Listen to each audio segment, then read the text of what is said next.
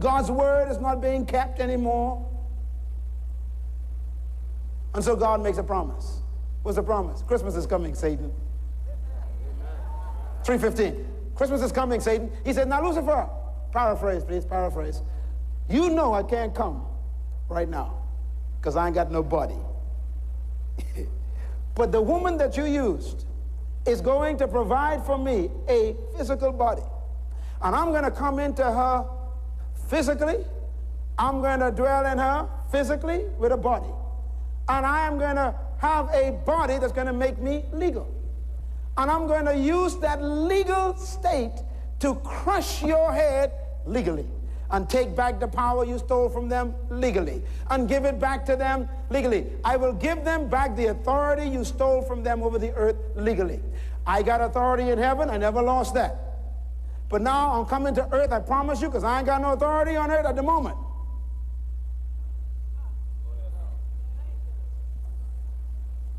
Got it? You sure? That's why when he rose from the dead, he had to make a declaration. All authority now, he said. All. He didn't have it. He didn't have a body. Why? He didn't have it because he was holy. He couldn't break in on man without a body. Otherwise, he would break his word. God's holiness caused Christmas. His integrity made it necessary for the virgin to have a child. He needed a body, but he couldn't be born of man, so he needed to work a miracle. He needed a body, but he couldn't be in sin, so he needed a miracle. He needed a body, but he could not be from a husband. And so he told the devil, I promise you, this woman's going to fix you. Matter of fact, I like the words he used about the woman. Look at verse 15, chapter 3. And I will put enmity between you and this woman, and between her seed and your seed.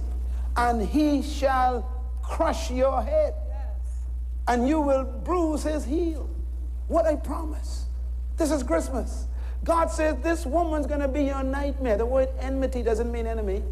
It means irreconcilable hostility. There will never be an agreement between you and this woman. What I designed a woman to do, you can never change.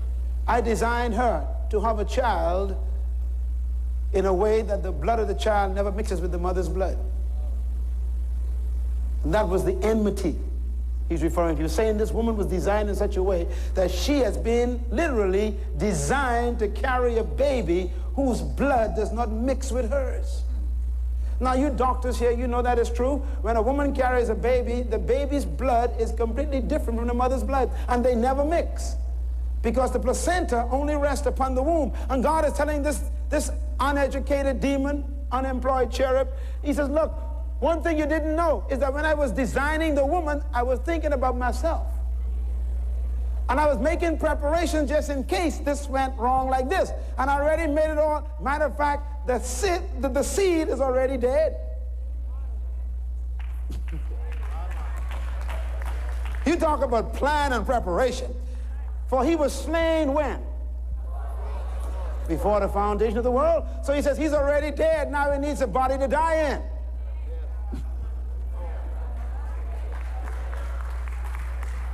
God says, I didn't want the fall, but just in case, I've already prepared. So the son is already dead, waiting to die.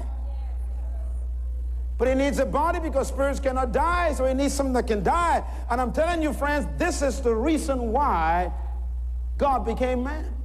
Because he had to keep his word. He could not come into this planet without a body. He would have violated his own promise. The second reason why God became man is because he's just. And this is very critical. He is just. What does that mean? Deuteronomy 1:17 says, judgment belongs to the Lord. Psalm 37 verse 28 says, for the Lord loves justice. Psalm 9 verse 16, the Lord is known by his justice. This is revelation to me, so I got to ease this on you. This is awesome. God, can you understand God? God is holy, He doesn't have it. He is the stuff. So God is integrity. He cannot lie. Ooh, glory. Now you understand why. Because he is one. God can never tell you something and mean something else. He cannot lie. He is holiness. Listen, because he's holy, whatever he says, he has to make sure it's done. Follow me, please. Don't miss this.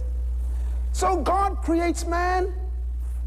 God takes the man, put him in the garden, and then God starts talking. Oh. And God says, work, cultivate, replenish, protect, subdue. Oh dear, here it comes. And then God said, obey my command. Don't eat from that tree. Oh my, God's talking. The day you eat, oh no, you will surely die. There it is. Now God's stuck with this promise. You know, death is a promise.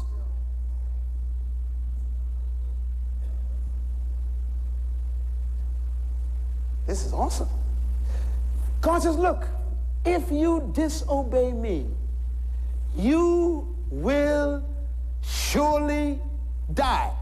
Death will come if you disobey me. This is my word on you. No, this is my word to myself. Oh, we're going to get you in a minute, Pastor. See, God was telling this people, he said, look, if you break this word, I promise myself to kill you.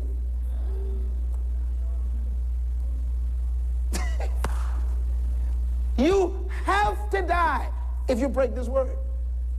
And that's a promise to me, God. Guess what? The man breaks the word.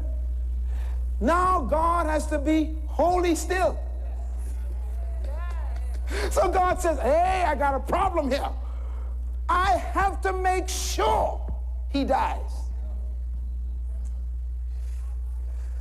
Oh, Lord, some of y'all feeling it. I see it now. God says, if he doesn't die, I'm a liar. And let God be true. Because he must be faithful to himself. So God says, I have to kill you to make sure I am still God. Y'all better hang on for Christmas. Thank God for Christmas.